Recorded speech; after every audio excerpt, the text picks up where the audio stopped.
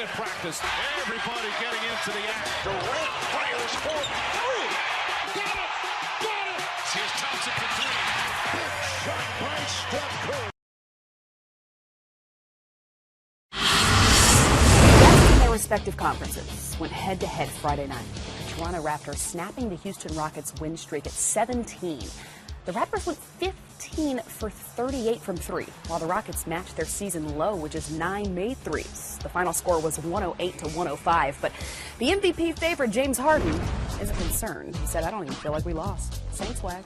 The third-seeded Trailblazers also snapped the Warriors' 7-game win streak. The Warriors still sit a half game behind the Rockets and second in the West. And in the loss, they had just 20 total assists, their second lowest of the season. No Steph Curry in this one. That's Dame telling us it's Dame time. Due to ankle injury for Curry, the Blazers won 125 to 108. So both the Rockets and Warriors have won 51 games this season. They're similar statistically in major offensive categories, apart from three-pointers made, where the Rockets hit nearly 15 and a half every game. The Rockets also won the season series with the Warriors 2-1. So the Rockets had won 17 in a row. James Harden is quick to remind us that this is just one loss. But did you see the Raptors beating the Rockets in their own game, at their own game in that one? No, with the way you asked that question, Kristen, no, I didn't see that. But what we have seen is Dwayne Casey has tweaked things a little bit. They're taking more threes as a team. Even the mid-range assassin, DeMar DeRozan, takes a few more threes ever in his career. But it's the defensive focus that we've seen going down the stretch. A lot of people say, yeah, you live by the three, you die by the three. Well, you got to have contested threes. So I thought the Raptors' defense was better than we've seen recently against the Rockets. So that's why they only had 9 made threes. So you take your hat off to that.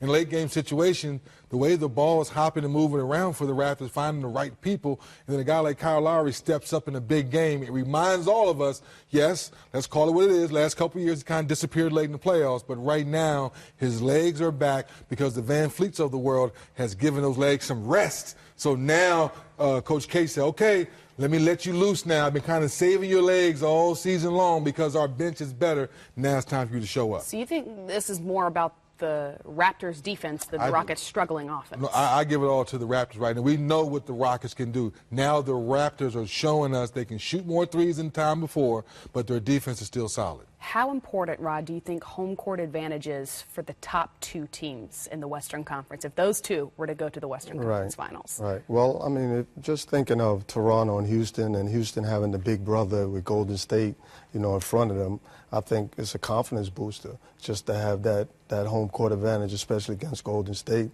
And then you see Toronto with Boston and Cleveland right behind them.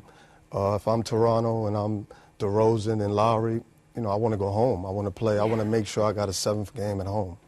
Chris Paul has said that he needs to do more down the stretch. James Harden said that it was the entire team. Where do you see areas of improvement for this Rockets team at this point in the season? Well, I think Chris Paul and Coach D'Antoni has figured out where obviously James is going to set the table, but when James is off the floor, now he can have extended rest because Chris Paul can carry that second unit.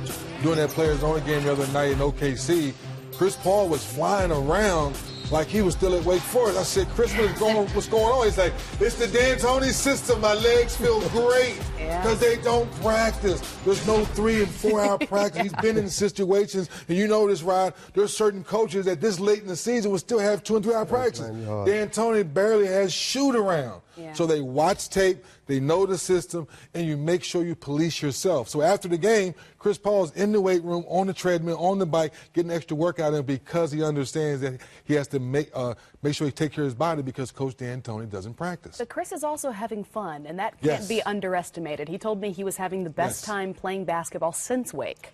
And with that being said, ball movement, wait a minute, they don't move the ball that much. The ball's back in Chris Paul's hands and James Harden's hands, but you have 2 guys that can create so much offense for themselves, and now it makes easy offense for all the role players. And when the ball does hop, let's face it, it's wide open threes on the weak side of the floor. Let's talk a little bit more about the Golden State Warriors because this has been a back-and-forth battle at 1 and 2 all season long. In Stephen Curry's 9-year career, he's injured his ankles 18 total times, 4 just since December. How concerning at this point is his health? Well, I'm sure they may say it's not, but I think it is concerning. He has the history. It's getting late and close to becoming playoff time. You obviously need Stephon Curry to make that big push for the championship. So it's something that we have to keep watching and take a look at, and hopefully he'll be ready to play. Do you see it as more of a long-term issue, Dennis? I would like to say no because he's been through it before. As a team, we saw last year when Kevin Durant went down, he stepped up as MVP and carried the team till everyone got healthy. I think in this situation it's pretty much the same. Lately, Kevin Durant 40 and playing very well, even though they lost to Portland the other night. So I think there's enough there. But obviously, they're not going to go back and win the whole thing if Steph Curry's now on the floor. So I'm sure they're going to make sure that ankle is as strong as can be before they let him back out on the floor. You don't think they could win it without him? No question about it, they could not. No, I think that's a tough call there. Without Steph, no. As much as we love KD, as much as I love my nephew Klay Thompson, as much as we love Draymond, you're bringing in Swaggy P, you're bringing in Omar Caspi. Their bench now, to me, is not as for sure as we've seen the last couple of years. So I want to make sure, Wonder Boy is out there playing and healthy with those ankles. And just want to clear up, Klay is not actually his nephew. He just is the Splash uncle of the Splash Brothers. Wait for someone to take it the wrong way. Thank you for that. KD, though, you mentioned it, 40 points in 37 minutes. Do you think that he's building an MVP case while he carries this team without Steph? Oh, definitely an MVP case, but he's kind of like LeBron James. We take advantage of him, right? Take him for granted because he's going to do it year in and year out. And if you really look at it, he can be MVP every year. So, I think we take him for granted. I think he's putting up the numbers. Steph is out. He's carrying the team. So he's always going to be in the discussion.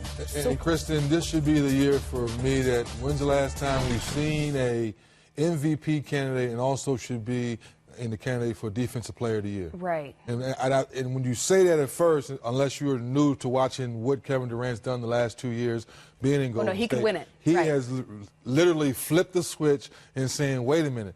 Team as a whole, leading the league in shot blocking. On the team, he's 2.1 or 2.2 a game. Last year, he had 7 blocks, 1 game, career high. So defensively, he's proven to us now he can be just as potent as he does on the offensive end. I was reading about this game against the Trailblazers, and I wanted to ask you if you think that the Warriors' weaknesses were revealed in that game, or do you think it was more so about a lineup lacking because of injury?